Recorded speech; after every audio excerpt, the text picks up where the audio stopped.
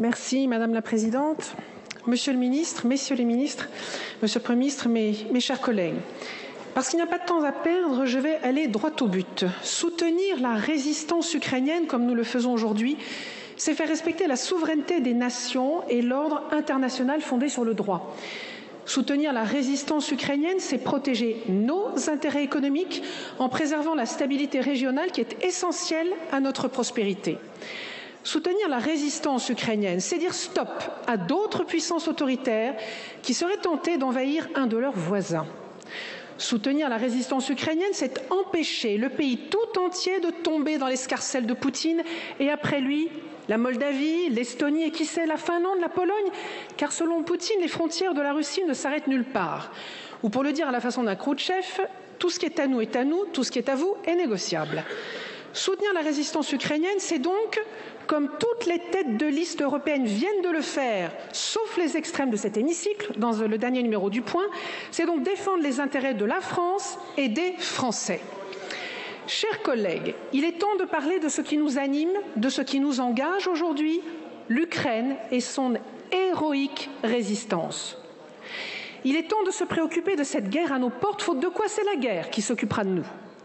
Il est temps aussi de déconstruire les billevesées proférées par les extrêmes de cet hémicycle qui, au nom d'une détestation idéologique de l'OTAN, des Américains, de l'Europe et même parfois de certains Européens, servent la soupe de Poutine. Lorsqu'en 2014, cet autocrate envahissait la Crimée et une partie du Donbass, Madame Le Pen validait les référendums factices, tandis que Jean-Luc Mélenchon claironnait, je le cite, « La Crimée perdue pour l'OTAN, tant mieux ». Un an plus tard, l'un et l'autre critiquaient l'annulation de la vente de 2 porte-hélicoptères à la Russie, jugeant en bon petit télégraphiste du Kremlin cette décision contraire à nos intérêts. Et ça continue en 2022, où quelques semaines avant l'invasion à grande échelle, le RN proposait aux Français une alliance avec la Russie, malgré déjà 8 années de guerre, malgré l'invasion de la Géorgie, malgré les ingérences, malgré la déstabilisation de nos armées et de nos intérêts au Sahel. Alors, tenter de se dédire aujourd'hui en soutenant mollement les Ukrainiens, tout en essayant de réécrire l'histoire avec des artistes de la fake news, ça ne trompe personne. Et oui, Boutcha, Idlib, Tchétchénie et j'en passe, à chaque fois, les pseudo-souverainistes d'extrême gauche et d'extrême droite préfèrent le bourreau aux victimes. Et les intérêts de la France et des Français dans tout cela, qu'en faites-vous ? Alors laissez-moi venir à la vérité qu'il faut rappeler à ces athlètes de la mémoire qui flanche. Contrairement à vos interprétations farfelues de l'histoire, la France de droite comme de gauche n'a jamais contesté son appartenance à l'alliance protectrice qu'est l'OTAN. Le général de Gaulle, que certains font parler à tort et à travers aujourd'hui, n'a jamais eu la moindre ambiguïté sur le camp de la France, celui de la souveraineté, des démocraties libérales et de l'alliance atlantique. Autre vérité, pour de nombreux peuples de l'ancien bloc soviétique, l'Union européenne et l'OTAN font rêver, y compris, et je veux les saluer, une partie de la population russe que le tyran s'applique à museler et dont les leaders sont assassinés.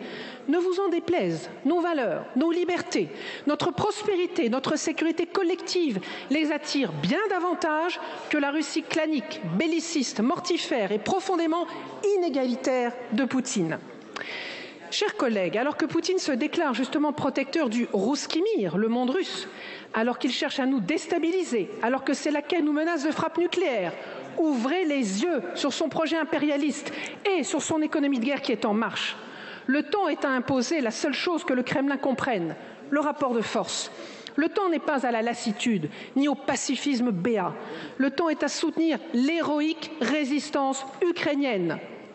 Chers collègues, bien sûr que la France doit soutenir le camp de la paix, mais cela ne s'entend qu'en modifiant le rapport de force sur le terrain en faveur des Ukrainiens, autrement dit en leur apportant l'aide militaire et civile qu'ils attendent.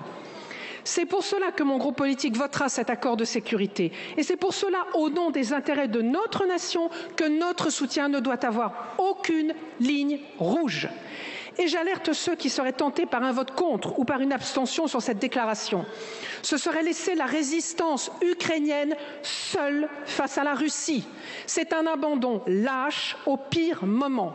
Le message de notre groupe est donc clair. À ceux qui cherchent à semer le chaos et à menacer la stabilité mondiale, nous ne reculerons pas, nous ne fléchirons pas, nous resterons debout pour défendre ce en quoi nous croyons, une France et une Europe souveraine. Slava Ukraini.